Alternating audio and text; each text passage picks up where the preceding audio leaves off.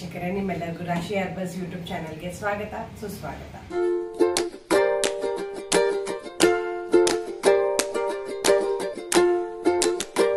ಇವತ್ತು ನಾನು ಮಾತಾಡ್ತಿರೋ ವಿಚಾರ ಅಲೋಪೇಶಿಯಾ, ಇಂದ್ರಲುಪ್ತ, ಪತಮಂಡೆ ಅಂತ ಹೇಳ್ತೀವಲ್ಲ, ಅದ್ರ ಬಗ್ಗೆ ಮಾತಾಡ್ತಾ ಇದ್ದೀನಿ. ಇದ್ರ ಬಗ್ಗೆ ನಾನು ಲಾಸ್ಟ್ ಟೈಮ್ ಒಂದು ವಿಡಿಯೋ ಮಾಡಿದ್ದೆ. ಅಂದ್ರೆ ಹೆರಿಡಿಟರಿಯಿಂದ ಬರುತ್ತಾ ಅಂತ ಸುಮಾರು ಜನ ಅದರಲ್ಲಿ ಪ್ರಶ್ನೆಗಳು ಕೇಳಿದ್ರಿ. ಹೆರಿಡಿಟರಿಯಿಂದ ಬರುವಂತದ್ದೇ ಬೇರೆ ಅಲೋಪೇಶಿಯಾ, ಇದು ಅಲೋಪೇಶಿಯಾ ಏರಿಯಾ ಅಂದ್ರೆ ಬೇರೆ ಅಂತ ಹೇಳ್ಬಿಟ್ಟು ನಾನು ಹೇಳಿದ್ದೆ. ಅದು ಜೊತೆಯಲ್ಲಿ ಜಂತಿನ ಬಾಧೆಯಿಂದ ಬರುತ್ತೆ ಅನ್ನೋದನ್ನು ಸಹ ನಾನು ಸುಮಾರು ಜನಕ್ಕೆ ಹೇಳಿದ್ದೀನಿ.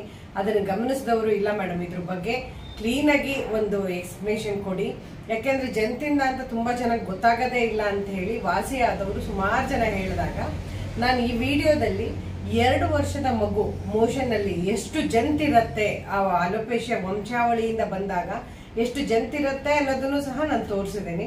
ಸೊ ನೋಡಿದ್ರೆ ನಿಮಗೆ ತುಂಬಾ ಚೆನ್ನಾಗಿ ಅರ್ಥ ಆಗುತ್ತೆ.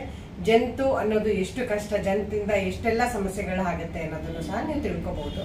ಸೊ ಅಲೋಪೇಶಿಯಾ ಬಗ್ಗೆ ಸಂಪೂರ್ಣ ವಿವರ ಈ ವಿಡಿಯೋದಲ್ಲಿ ನಾನು ಕೊಟ್ಟಿದ್ದೀನಿ. ಈ ವಿಡಿಯೋ ನೋಡಿದ್ಮೇಲೆ ಯಾವ ರೀತಿ ನಿಮಗೆ ಅಲೋಪೇಶಿಯಾ ಆಗತ್ತೆ, ಯಾವ ರೀತಿ ಬಾಧಿಸುತ್ತೆ ಅಲೋಪೇಶಿಯಾ ಸಮಸ್ಯೆ ಅನ್ನೋದನ್ನ ಕಂಪ್ಲೀಟ್ ಆಗಿ ನಿಮ್ಗೆ ಅರ್ಥ ಆಗುತ್ತೆ. ಸ್ಕಿಪ್ ಮಾಡ್ದಲ್ಲೇ ಕಂಪ್ಲೀಟ್ ವಿಡಿಯೋನ ನೋಡಿ, ನಿಮಗೆ ಕಂಪ್ಲೀಟ್ ಡೀಟೇಲ್ಸ್ ಸಿಗತ್ತೆ.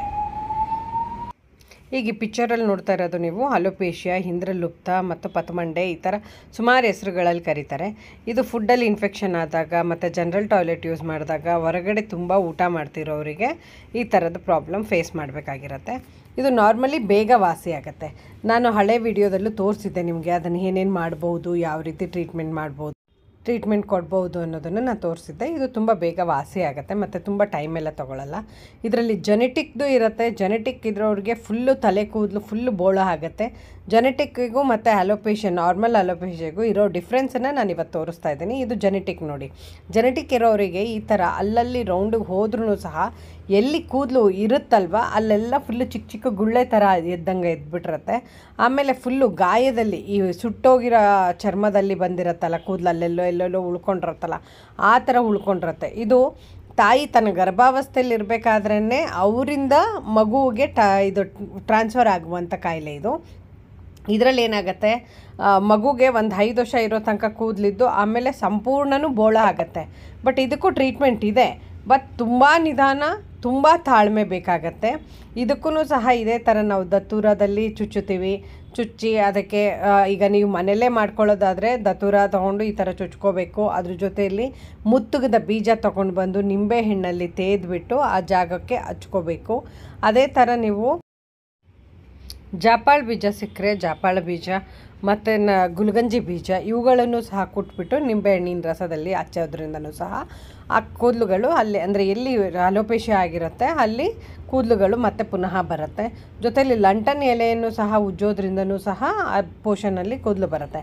ಅದೇ ನಿಮಗೆ ಆಯುರ್ವೇದಿಕ್ ಇಷ್ಟ ಇಲ್ಲ, ನಾನು ಇಂಗ್ಲೀಷ್ ಮೆಡಿಸನಿಗೆ ಹೋಗ್ತೀನಿ ಅಂತಂದವರು ಡರ್ಮೋ ರೋಲರ್ ಮತ್ತು ಡರ್ಮೋ ಪೆನ್ನಿಂದನೂ ಸಹ ಟ್ರೀಟ್ಮೆಂಟನ್ನು ಮಾಡಿಸ್ಕೋಬೇಕು. ಅದ್ರ ಜೊತೆಯಲ್ಲಿ ವಾರಕ್ಕೆ 1 ಸಲ ಅಂತ ಅಂದ್ಬಿಟ್ಟು PRPನೂ ಸಹ ಮಾಡಿಸ್ಕೊಳ್ಳೋದ್ರಿಂದ ನಿಮಗೆ ಪುನಃ ಅಲ್ಲಿ ಕೂದಲು ಬರುತ್ತೆ. ಸೊ ಜೆನೆಟಿಕ್ ಆಗಿದ್ರೂ ಸಹ ಸ್ವಲ್ಪ ವಿಳಂಬ ಆಗ್ಬೋದು, ಆದರೆ ಖಂಡಿತ ಕೂದಲು ಬರುತ್ತೆ. ನಿರಾಶೆ ಬೇಡ, ಆಶಾವಾದಿಗಳಾಗಿರಿ. ಕೂದಲಿನ ಸಮಸ್ಯೆಗಳಿಗೆ ಪರಿಹಾರ ಇದೆ. ಆ ಪರಿಹಾರನ ನೀವು ಕೆಲವರು ನಾಗರಾಗಿದೆ ಅದಕ್ಕೆ ಈ ಥರ ಆಗ್ತಿದೆ, ಮಾಟ ಮಂತ್ರ ಮಾಡಿಸಿದ್ದಾರೆ ಅಂತೆಲ್ಲ ಹೇಳ್ತಾರೆ. ಇಲ್ಲ, ಇದು ನೂತಿ ಹುಳುವಿನ ಸಮಸ್ಯೆ ಮತ್ತು ಹೊಟ್ಟೆಯಲ್ಲಿ ಜಂತಾದಾಗ ಜಾಸ್ತಿ ಆಗುತ್ತೆ ಅನ್ನೋದಕ್ಕೆ ಒಂದು ಬೆಸ್ಟ್ ಎಕ್ಸಾಂಪಲ್ಗೋಸ್ಕರ ನಾನು 2 ವರ್ಷದ ಮಗುವನ್ನು ನಮ್ಮ ಕ್ಲಿನಿಕಲ್ಲಿ ಕರ್ಕೊಂಬಂದಾಗ ಮೋಷನ್ ಮಾಡಿಸ್ಲಿಕ್ಕೆ ಹೇಳಿದ್ದೆ. ಸೊ ಅದು ಮಾಡಿದಾಗ ಆ 2 ವರ್ಷದ ಮಗುವಿನ ಮೋಷನಲ್ಲಿ ಎಷ್ಟು ಜಂತಿದೆ ನೀವೇ ಇಲ್ಲಿ ನೋಡ್ಬೋದು. ಇದಕ್ಕಿಂತ ಬೆಸ್ಟ್ ಎಕ್ಸಾಂಪಲ್ ನಾನು ಕೊಡಲಾರೆ. ಇದರಲ್ಲೇ ನೀವು ಅರ್ಥ ಮಾಡ್ಕೋಬೋದು ಜಂತಿನ ಸಮಸ್ಯೆ ಅಂತ. ಸುಮಾರು ಥರ ಟ್ರೀಟ್ಮೆಂಟ್ಗಳಿದೆ. ಅದ್ರ ಜೊತೆಯಲ್ಲಿ ಈಗ ಕೂದಲು ತುಂಬ ಹೋಗ್ಬಿಟ್ಟಿದೆ, ಏನೂ ಇಲ್ಲ ಅನ್ನೋರಿಗೆ ಫಿಕ್ಸಿಂಗ್ ಸಹ ಸಿಗುತ್ತೆ. ಅದನ್ನು ಫಿಕ್ಸ್ ಮಾಡಿದಾಗ, ಈಗ ನೀವೆಲ್ಲಾದರೂ ಫ್ರೆಂಡ್ಸ್ ಜೊತೆಲಿ ಹೋಗಿದ್ದೀರಿ ಅಥವಾ ಸ್ವಿಮ್ಮಿಂಗ್ ಪೂಲಿಗೆ ಆಗಿದ್ದೀರಿ ಅಂತಂದರೂ ಸಹ ಅದು ಎದ್ದು ಬರೋದಿಲ್ಲ. ಗಮ್ಮು ಒಂದು 2 ಮಂತ್ಸ್ 1.5 ಮಂತ್ ತನಕ ಇರುತ್ತೆ. ಗಮ್ಮಿಂಗ್ ಮೇಂಟೆನೆನ್ಸ್ ಒಂದು ಮಾಡಬೇಕಷ್ಟೇ.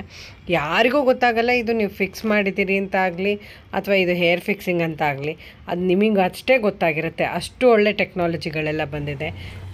ನೋಡಿದ್ರಲ್ಲ ವೀಕ್ಷಕರೇ, ಅಲೋಪೇಶಿಯಾ ಅಂತಂದ್ರೆ ಯಾವ ರೀತಿ ಮನುಷ್ಯನಿಗೆ ಬಾಧಿಸುತ್ತೆ ಮತ್ತೆ ಎಷ್ಟು ಕುಗ್ಗಿಸುತ್ತೆ ಹೊನ್ನ ಅಂತ ಹೇಳ್ಬಿಟ್ಟು. ಸೊ ಈ ಅಲೋಪೇಶಿಯಾದಿಂದ ನೀವು ದೂರ ಇರಬೇಕು ಅಂತಂದ್ರೆ ಜಂತು ಹುಳದ ಮಾತ್ರೆ 6 ತಿಂಗಳಿಗೆ ಒಂದ್ಸಲ, 1 ವರ್ಷಕ್ಕೊಂದ್ಸಲ ನಿಯಮಿತವಾಗಿ ತಗೊಳ್ಬೇಕು. ಅದ್ರ ಜೊತೆಲಿ ಪಪ್ಪಾಯ ಹಣ್ಣು ತರ್ತಿರಲ್ಲ, ಹಣ್ಣಿನ ಜೊತೆಯಲ್ಲಿ ಬೀಜ ಇರುವಂತ ಹಣ್ಣನ್ನು ತಂದ್ರೆ ನೀವು ಆ ಬೀಜಗಳನ್ನು ಸಹ ಸೇವಿಸಿದಾಗ ನಿಮ್ಗೆ ಮಾತ್ರೆಗಳು ಬೇಕಾದ್ರೆ ತಗೊಳಕ್ಕಾಗಿಲ್ಲ ಅಂತಂದ್ರೆ ಬೀಜಗಳಿಂದನೂ ಸಹ ಜಂತು ಒಳಗೆ ಸಾಯುತ್ತೆ. ಇದು ಹೇಗೆ ಅಂದ್ರೆ ನಾವು ಟ್ಯಾಬ್ಲೆಟ್ ಏನ್ ತಗೊಳ್ತೇವಲ್ಲ ಜಂತುಳದ ಮಾತ್ರೆ, ಅದೇ ತರ ಪಪ್ಪಾಯ ಬೀಜ ನ್ಯಾಚುರಲ್ ಆಗಿ ಜಂತನ್ನ ಸಾಯಿಸುವಂತ ಟ್ಯಾಬ್ಲೆಟ್. ಸೊ ಹಾಗಾಗಿ ಪಪ್ಪಾಯ ಹಣ್ಣು ತಂದಾಗ ಬೀಜ ಎಸಿಬೇಡಿ.